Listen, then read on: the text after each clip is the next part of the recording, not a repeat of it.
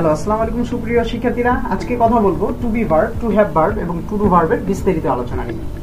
তো প্রথমেতে আমরা যে বিষয়টি শিখব সেটি হচ্ছে বি, হ্যাভ এবং ডু। এই যে ভার্বগুলো আছে সেন্টেন্সে মূল ভার্বের সাহায্যকারী ভার্ব হিসেবে এগুলো কাজ করে, তাই এগুলোকে অক্সিলারি বা সাহায্যকারী ভার্ব বলা হয়। এগুলো হচ্ছে প্রাইমারি অক্সিলারি ভার্ব। আমরা সেন্টেন্সে এগুলোকে বিভিন্ন রূপে ব্যবহার করি। যেমন বি ভার্ব হিসেবে আমরা ব্যবহার করি am, is, are, was, were, be, being, been. এবং হ্যাভ ভার্ব হিসেবে ব্যবহার করি হ্যাভ, হ্যাজ, হ্যাড। এবং ডু ভার্ব হিসেবে ব্যবহার করি ডু, ডাজ, ডিড। তো এখন শিখবো use of be verb, be ভার্বের ব্যবহার নিয়ে। তো এখানে be verb as an auxiliary verb হিসেবে আমরা প্রথমে দেখব। প্রথমে যে বিষয়টি বলা হয়েছে যে প্রেজেন্ট কন্টিনিউয়াস টেন্স, অর্থাৎ প্রেজেন্ট কন্টিনিউয়াস টেন্সে বাক্য গঠন করতে am, is, are plus present participle form ব্যবহার করতে হয়।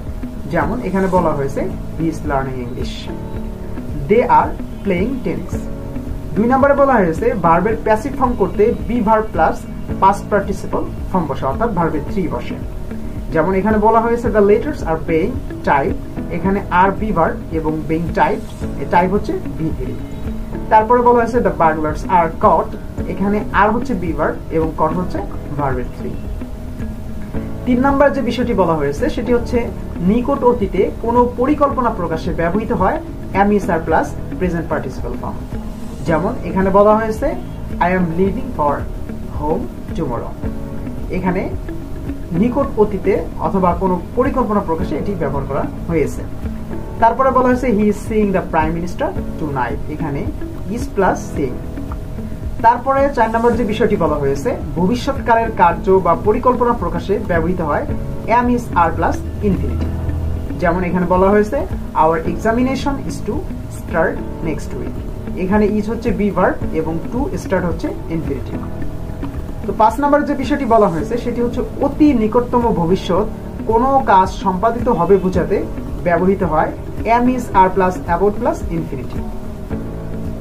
যেমন he is about to die, এখানে ইজ অ্যাবাউট টু ডাই, এটা হয়েছে be verb plus about plus infinitive. এছাড়া অতি নিকট ভবিষ্যতে কার্য সম্পাদন বোঝাতে be plus on point of plus gerund ব্যবহার করা হয়। যেমন he is on the point of death. 6 নম্বরে বলা হয়েছে অতীতকালের কোনো কাজ সম্পাদন বোঝাবে এবং কাজটি সম্পাদিত হয়েছিল কিনা তা বোঝাবে, এটির জন্য ওয়াজ, ওয়্যার প্লাস ইনফিনিটিভ ব্যবহার করা হয়। যেমন he is to see his doctor, এখানে ওয়াজ হচ্ছে বি ভার্ব এবং টু সি হচ্ছে ইনফিনিটিভ।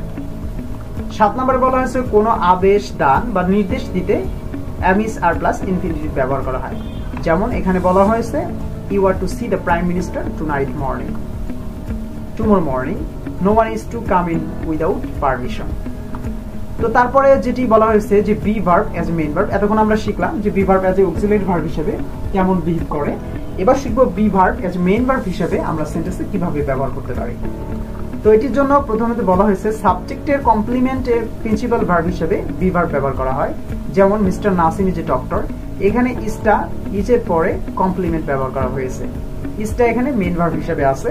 তারপরে বলা হয়েছে দ্য স্কাই ইজ ব্লু, এখানে ইজ হচ্ছে ইজের পরে কমপ্লিমেন্ট ব্যবহার করা হয়েছে। তারপরে বলা হয়েছে the temple is at the top of a hill.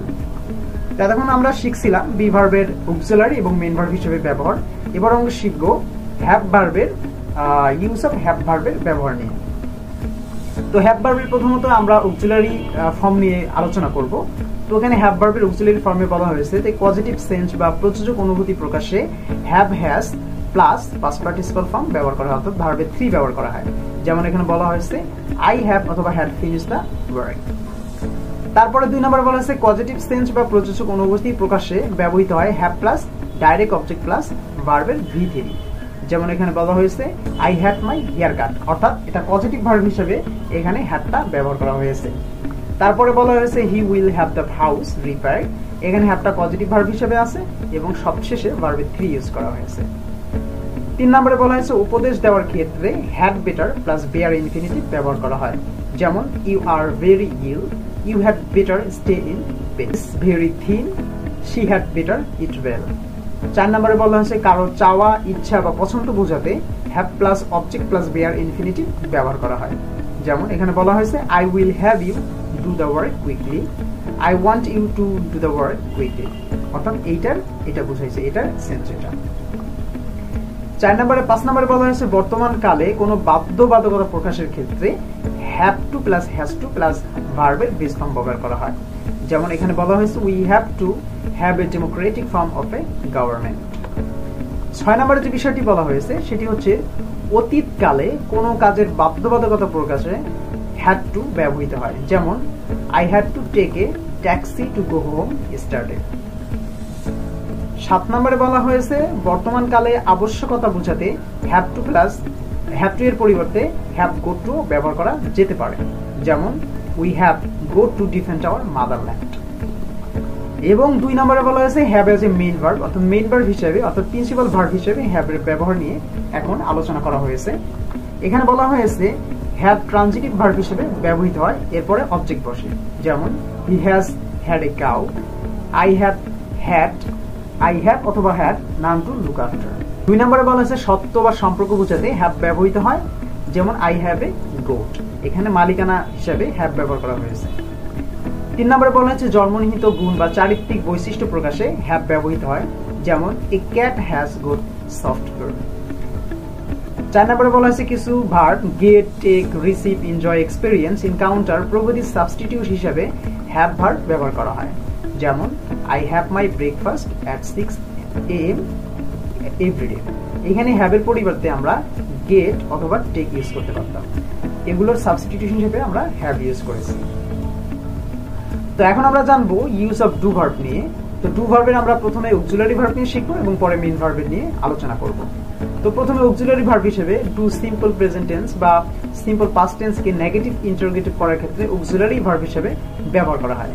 যেমন দে স্পিক ইংলিশ, এটাকে যদি আমরা নেগেটিভ করতে চাই তাহলে অক্সিলারি ভার্ব হিসেবে ডু আসবে এবং তারপরে নট ইউজ করতে হবে। যেমন দে ডোন্ট স্পিক ইংলিশ। এটাকে যদি আমরা ইন্টারোগেটিভ করতে চাই তাহলে হবে ডু দে স্পিক ইংলিশ। 2 নম্বর বলা হয়েছে বাক্যে জোর দেওয়ার ক্ষেত্রে সিম্পল প্রেজেন্ট বা পাস্ট টেন্সে ডু ব্যবহার করা হয়। যেমন আই ডু বিলিভ হিম, এটা আমি বলতে পারতাম আই বিলিভ হিম, আমি এটাকে জোর প্রদানের জন্য আমি বলেছি I do believe him, I do know him. তো তারপরে 3 নম্বরে যে বিষয়টি বলা হয়েছে ইম্পারেটিভ সেন্টেন্সে জোর প্রদানে ডু ব্যবহার করা হয়। যেমন সি মি টুমরো, এটা ইম্পারেটিভ যদি করি ডু সি মি টুমরো। এখন আমরা জানবো do as a main verb হিসেবে ডু এর ব্যবহার। তো এখানে প্রথমে বলা হয়েছে নাউন বা নাউন ফ্রেজের সাথে ডু মেইন ভার্ব হিসেবে ব্যবহৃত হতে পারে। যেমন do your duty to the best of your ability, do your duty in time.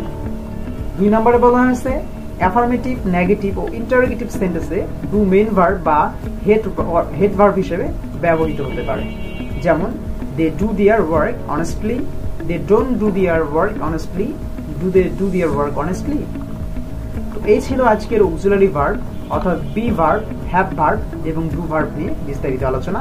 আশা করি বুঝতে পেরেছেন এবং বোঝার যদি কোনো অসুবিধা হয় তাহলে অবশ্যই আপনি আবার ভিডিওটি দেখে নেবেন এবং রুলসগুলো একটু ফলো করবেন। তো